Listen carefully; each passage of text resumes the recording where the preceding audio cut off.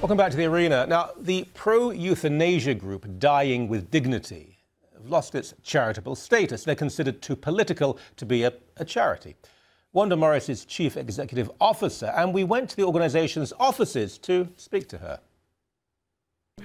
So tell us exactly why, how, when you lost charitable status. Well, we received a letter was dated last Friday, officially letting us know that we were losing our charitable status. We had actually heard informally last June that the Canada Revenue Agency was considering annulling us. Right. Was it appropriate? Was it a political decision, or is it a reasonable one? Well, we have a month left as a charity, so during that time, I'm not going to be speculating about whether it was political or not. Right. I mean, I understand, because, I mean, I know, for example, with pro-life groups, they tend to separate. One is political, they don't get the status, others are quite clearly political and so on. But let me rephrase the question. Are there any more conservative groups that have been challenged on their charitable status? I think there's been some commentary, and I know the Twitter sphere has been talking about that, but I'm not going to speculate as a representative of a charity. No, I fully understand. Practicalities, though, mean that I assume you're going to have to raise some more money now, even to keep pace with what you were doing. Right. We run a number of programs. We support people at end of life. We help people do advanced care planning. We can't abandon those individuals. We're going to have to continue to find the money. And fortunately, we've been feeling a lot of love from our supporters. People have said they support us because they're passionate about what we do. The tax receipt's nice, but they want to continue to make sure that we can continue to do our good work. Yeah.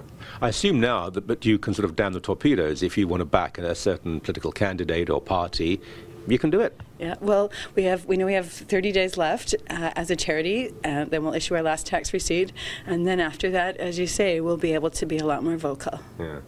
Now, and forgive me if I'm asking you questions that aren't appropriate at this time, but in terms of, there's an election this year, and it seems to me, I mean, there are MPs in all parties who are either for or against you. There are leading Conservative MPs who support what you're doing. So it's not so much a party issue as a philosophy issue, is it? Well, what we know is that 84% of Canadians support us, and we've done polls to show support across political parties, and whether it's the 90% of Liberal supporters or the 77% of Conservative supporters, our support really does cross party bounds. Mm-hmm. Everyone watching has some sort of personal experience of this. I think of my parents. I mean, frankly, they both died badly. We didn't have to face these decisions because my mum, it was dementia or Alzheimer's, they never seemed to know, and it just happened. My dad, I mean, not dissimilar, but I think most people would say a certain intervention at that stage.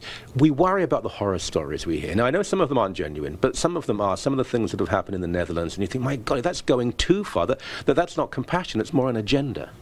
Well, what we know is from the peer-reviewed research is that there are checks and controls and boundaries that tie into the legislation. So what we need to do in Canada is make sure that we pass the legislation that we want, that reflects who we are as Canadians. Yeah. On our website, we've got, for example, the Quebec legislation, the judgment from BC, the private members bill, and they show the safeguards that are intended. So, for example, 2 physicians being involved, repeated consent over a period of time. Only the person that's suffering is able to ask for assisted dying, and I think those safeguards will be what will make this something that we can offer in Canada, assisted dying, so that nobody has to suffer horribly at end of life, and we can protect people so that nobody is coerced into dying when they want to live right through to the end. Mm-hmm. Now, Again, if we know they have a month or two to live, and it will be a month or two of intense suffering, it does seem to me to be somehow very selfish to say you have to live that amount of time. But what about the sociological pressures? Let's say they've lost their partner, their life partner, the kids don't want to visit them anymore, they know perhaps that they're taking up money from the sale of their house, it's looking after them in an institution that could go to the family, so they feel pressurized. They're not really making a completely clear and objective decision any longer, are they? Right. And I think that's why we see so many requests for assisted dying being turned down.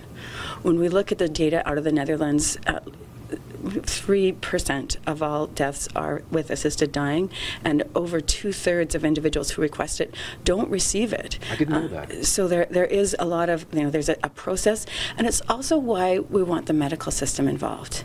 When someone is thinking about dying, you want somebody there who has tools other than a lethal prescription. So a doctor's first course of action is always going to be to talk about what's going on. Are they getting sufficient pain control? Do they know about palliative care? Right now, we run our personal support and advocacy program. We have 600 people call us a year who've had a diagnosis, and they want to know their options, and many of them are calling because they're thinking they want to end their lives. Fortunately, we have a really gifted psychotherapist.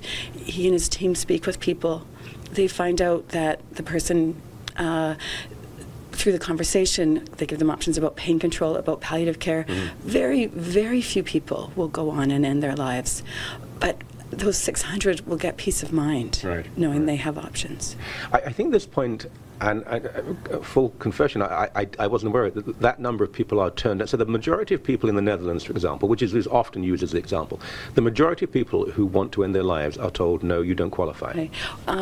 Just roughly of the 100% that apply, a third are turned down, a third die before they're able to complete the paperwork and fill all the, because there's the waiting periods and the tests. So then, yes, so a majority never receive assistance to die. Whatever people's views who are watching now, I assume this is inevitable, that the legislation will be introduced, and of what type and kind, I'm not sure, but you're almost certainly going to win this, aren't you? Well, I think so. I think the tide is turning. I mean, we know 84% of Canadians support this. Across all demographics, across religious views, 80% of Christians, including 83% of Catholics. There isn't a demographic that doesn't support the former this. Archbishop of Canterbury just came out a couple of months ago, didn't he? And Desmond Tutu, I think, was really moving when he said that we need to be easers of death as well as healers of life. I think now what we need to do is have a conversation about what the limits are. You raise a good point about let's have this, but let's have it in a way that we can safeguard our weak and vulnerable. And we're very interested in working with physicians. We have a Disability Advisory Council. We want to make sure that we're promoting laws that will safeguard Canadians, but also prevent unwanted suffering at end of life. Last question. The vulnerabilities, the fears of the disabled or handicapped community, people who already are not treated properly. We may assume that we do, but we regard them in a certain manner. I can understand their fear. They're already victims of discrimination, and they worry that now their lives will be thought to be inadequate, and thus they should be shortened.